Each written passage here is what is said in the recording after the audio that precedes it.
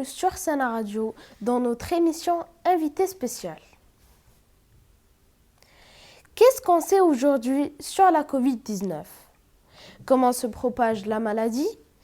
Quel protocole de soins adopter pour la combattre ? Pour répondre à toutes nos questions, nous avons avec nous Dr El Kihel, résident en pneumologie à l'hôpital 20 août 1953 de Casablanca. Bonjour docteur. Bonjour Ahmed. Merci beaucoup d'être avec nous aujourd'hui. Je vous remercie de votre invitation. Tout d'abord, qu'est-ce que la Covid-19 et pourquoi est-elle nommée ainsi ? Alors la Covid-19 est une maladie virale qui sévit actuellement sous forme de pandémie, ça veut dire qu'elle touche la Terre presque entière. C'est une maladie qui est due à un virus qu'on appelle Covid. Donc dans les acronymes CO qui veut dire Corona, donc Corona.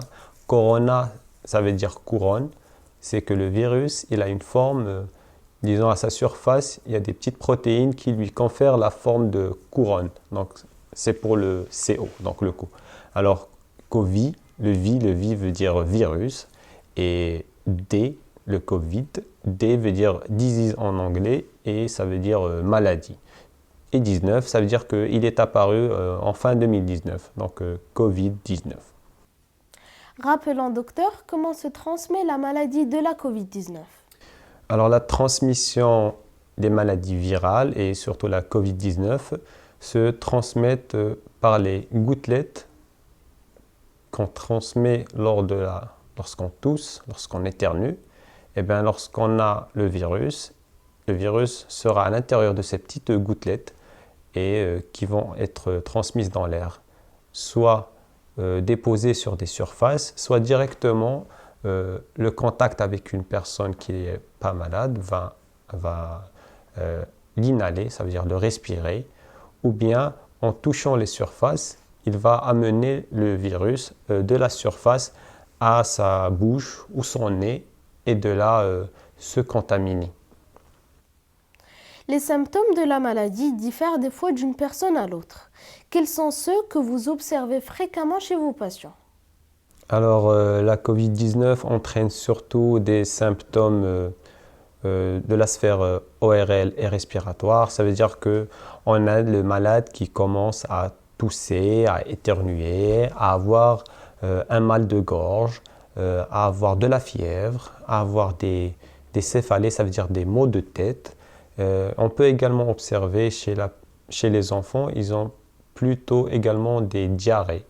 Donc ce sont ceux-là les symptômes qu'on observe le plus. Également, on peut avoir des difficultés à respirer.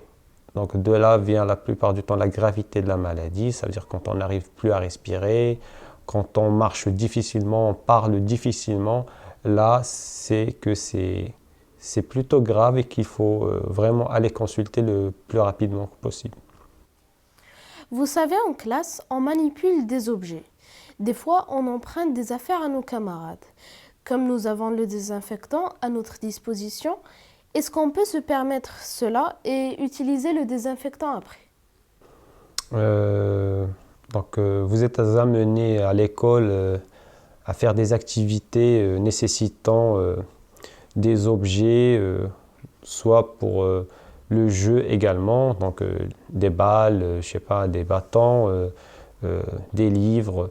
Donc le virus, on sait qu'il peut se transmettre sur des surfaces, mais cela n'empêche pas en aucun cas les activités scolaires. Donc le fait de demander un stylo à un camarade, un livre, un cahier, un jouet, ce n'est pas en lui-même une contre-indication. Par contre, on doit toujours avoir soit une solution hydroalcoolique à la fin pour se laver les mains, soit avoir des toilettes à la portée pour que les enfants à la fin de leur activité physique ou bien se laver les mains, porter son masque et tout se passera bien. Les enfants ne sont pas le vecteur de la maladie. Alors pourquoi sommes-nous obligés de porter le masque ? Alors la plupart des études confirment que dans la population pédiatrique, ça veut dire les enfants, c'est qu'ils peuvent tomber malades, c'est vrai, mais la plupart du temps, ils font des des maladies moins graves que ceux que font les adultes. Ça veut dire que les signes qu'ils auront seront, disons, une faible fièvre, une toux, de la fatigue musculaire, perte d'appétit, de la fièvre, mais ils feront des formes, disons, bénignes. Ça veut dire que ce ne sont pas des formes graves. La plupart du temps, ceux qui leur transmettent la maladie, ce sont les adultes. Donc, en ce moment-là, il n'y a pas de cas de transmission entre population pédiatrique, disons, d'enfant à enfant. Ce qui a été, disons, étudié, c'était surtout des transmissions de leurs parents ou de leurs proches adultes aux enfants. Donc, le port de masque, puisque le risque zéro n'existe pas et qu'on veut éradiquer cette pandémie de la manière la plus rapide possible, donc on essaie de protéger les enfants pour qu'ils ne transmettent pas la maladie à leurs proches et à leurs collègues de classe, malgré que le risque est est moindre, mais on n'est pas sûr à 100%, donc on essaie de prendre toutes les précautions possibles, donc port de masque, lavage des mains, solution hydroalcoolique et bien sûr distanciation physique et pas sociale. Est-ce que tous les masques sont efficaces? Et si je suis à côté d'une personne asymptomatique, est-ce que le masque me protège? Déjà, pouvez-vous expliquer que veut dire asymptomatique? Si jamais dans la population pédiatrique, ça veut dire chez les enfants, il y a des cas où l'enfant est, disons, porteur du virus. Ça veut dire qu'il a le virus au niveau de sa cavité nasale, de son nez, de sa bouche, de sa sphère ORL, mais il n'a pas encore les signes de la maladie. Ça veut dire c'est cela qu'on appelle asymptomatique. Donc, dans ces cas-là, ils peuvent transmettre le virus à leurs proches, malgré que ce n'est pas confirmé. Mais s'il y a un risque et qu'il existe, donc le fait de porter un masque va réduire ce risque et le rapprocher du zéro. Donc, comme je t'ai dit, c'est qu'on est dans une situation d'urgence et on a un taux de malades qui est de plus en plus, qui s'aggrave de jour en jour. Et donc, pour essayer de réduire la transmission de la maladie, on est obligé d'infliger à nos enfants le port de masque, malgré que les études actuelles ne confirment pas qu'ils ont un grand rôle dans la transmission de la maladie. Mais disons, pour protéger le maximum nos familles et que pour soulager un petit peu les parents parce qu'ils ont peur pour leurs enfants, malgré le nombre de cas graves reste très moindre, mais personne ne voudrait que ça tombe sur lui, que ce soit le seul qui a eu une forme grave. Donc pour se protéger et pour tranquilliser les parents, on leur oblige à porter un masque. Maintenant, chez les plus petits, disons, ceux qui apprennent les voyelles, ceux qui sont en âge préscolaire, qui sont juste à qui on commence à apprendre l'alphabet, la mimique, elle est très importante. Donc quand tu veux apprendre à un enfant de dépeler une lettre, que tu lui dis qu'il dise la lettre O et qu'il n'arrive pas à voir vos lèvres, il ne pourra pas apprendre. Également, le sourire, lorsque tu as un enfant qui pleure et que tu essaies de le tranquilliser en portant un masque, je ne sais pas comment il va faire le prof pour y arriver. Donc, protéger et en même temps leur inculquer les bases ça va être un petit peu difficile en âge préscolaire. Mais bon, maintenant, c'est une situation, comme j'ai dit, temporaire qu'on doit essayer de passer le cap. Et après, bien sûr, on reviendra comme avant. Dernièrement, le port du masque est devenu obligatoire dans les écoles, même chez les petits-enfants. Ceci ne va-t-il pas avoir de conséquences nuisibles sur leur santé respiratoire? Alors, sur leur santé respiratoire, non. Le masque qu'on utilise généralement, ce sont des masques chirurgicaux ou bien des masques traditionnels, pas les masques, comme vous entendez. Il y a des masques, il y a plusieurs types. Donc, ceux qu'on préconise pour les enfants, ce n'est pas des masques qui empêchent le passage de l'air. Donc, et le fait de les changer toutes les 4 à 6 heures n'entraînera pas de difficultés ni respiratoires, ni de surinfection. Donc sur ce point-là, il n'y a pas de risque. Donc sur le plan respiratoire, il n'y a pas de risque. Mais comme je vous ai dit, sur le plan cognitif et apprentissage, émotion, on a besoin de voir le visage de l'autre lorsqu'on discute avec un petit enfant et qu'on veut lui faire passer voilà, des sentiments.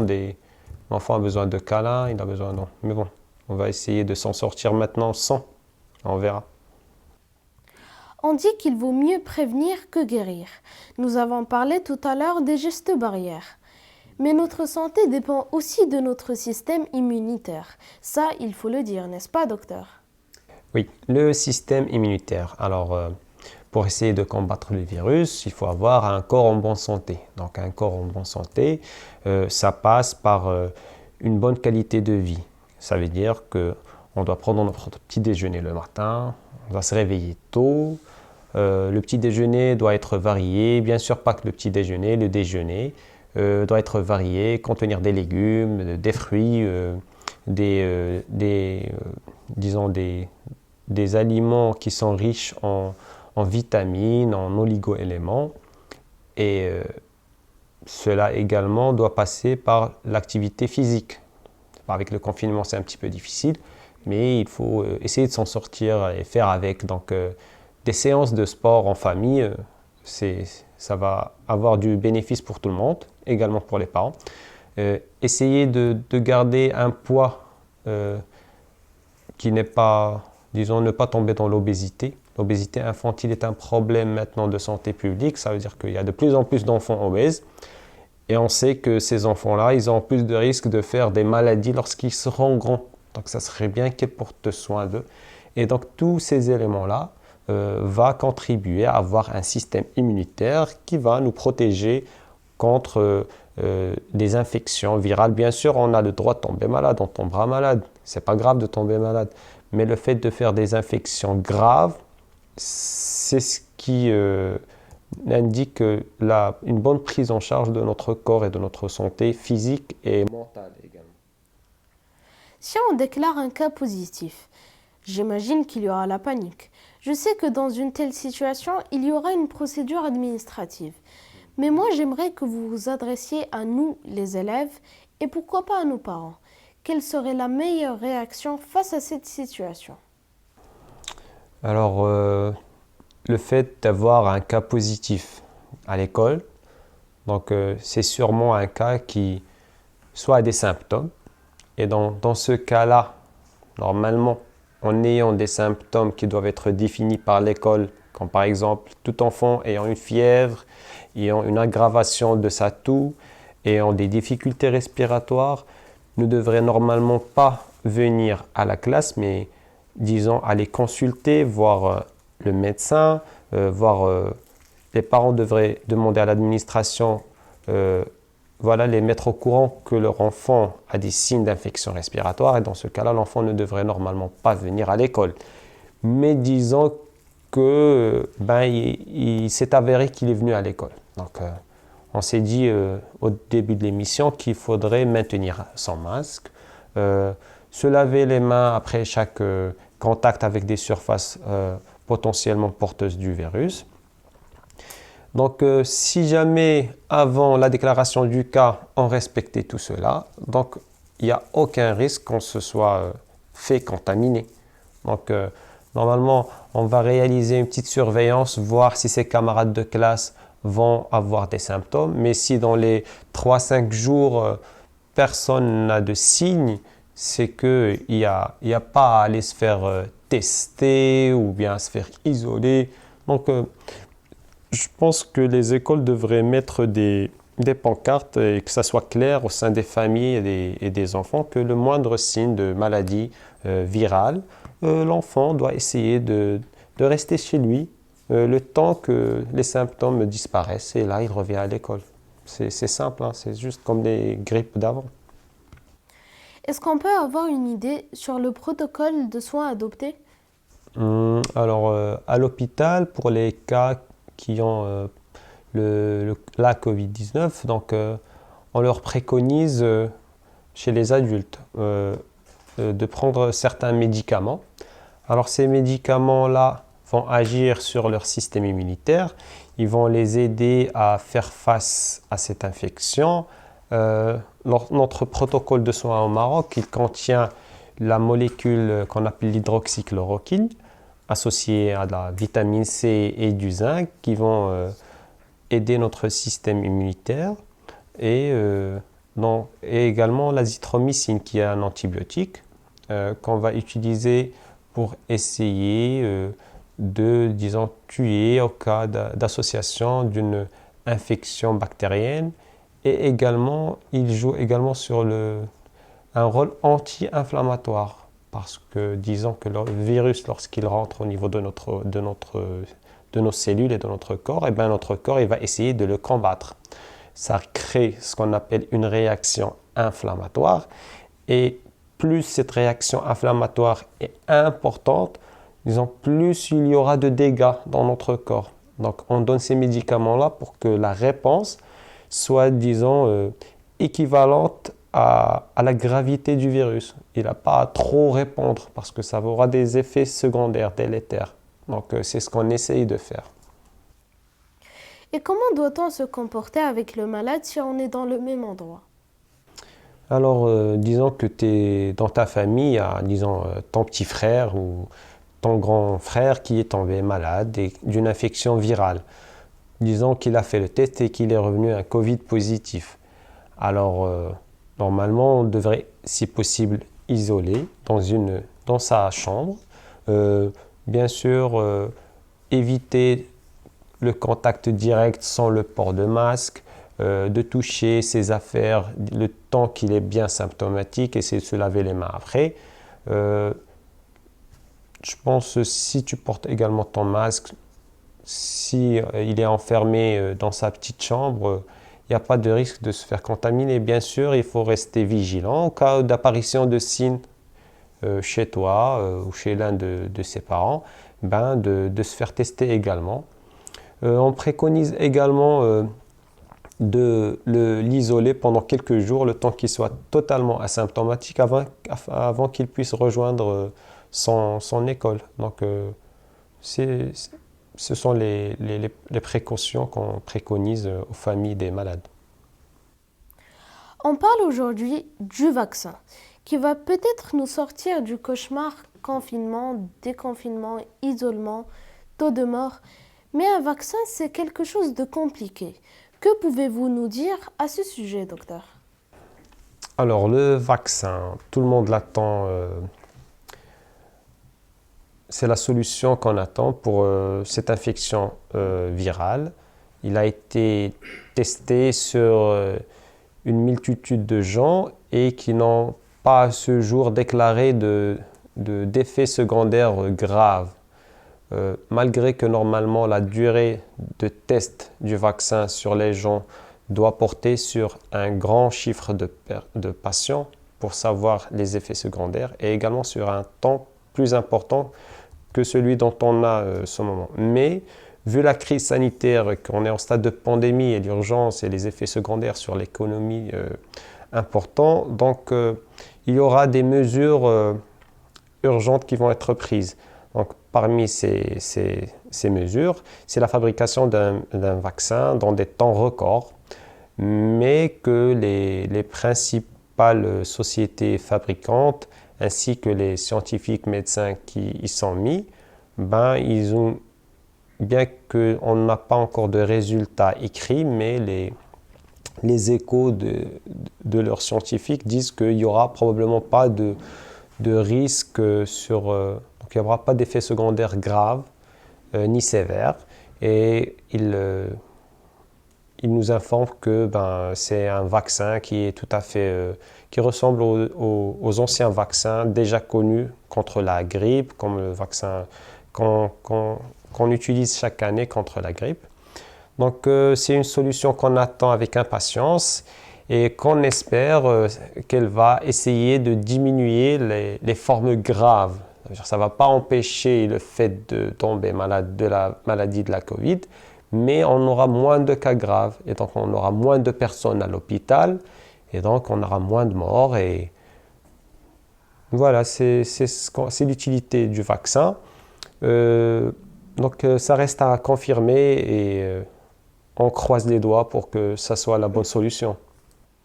Merci beaucoup, docteur, de nous avoir expliqué, de chiffrer, d'avoir fait le point sur un sujet qui nous Merci à vous. préoccupe tous. Merci à vous. La pandémie de coronavirus peut sembler incontrôlable. Pourtant, un très grand nombre de personnes ayant été testées positives au Covid-19 se sont rétablies. Alors, continuons à respecter les mesures sanitaires, gardons le moral et surtout, soyons solidaires, nous nous en sortirons. C'est la fin de notre émission. Merci de l'avoir suivi et à bientôt.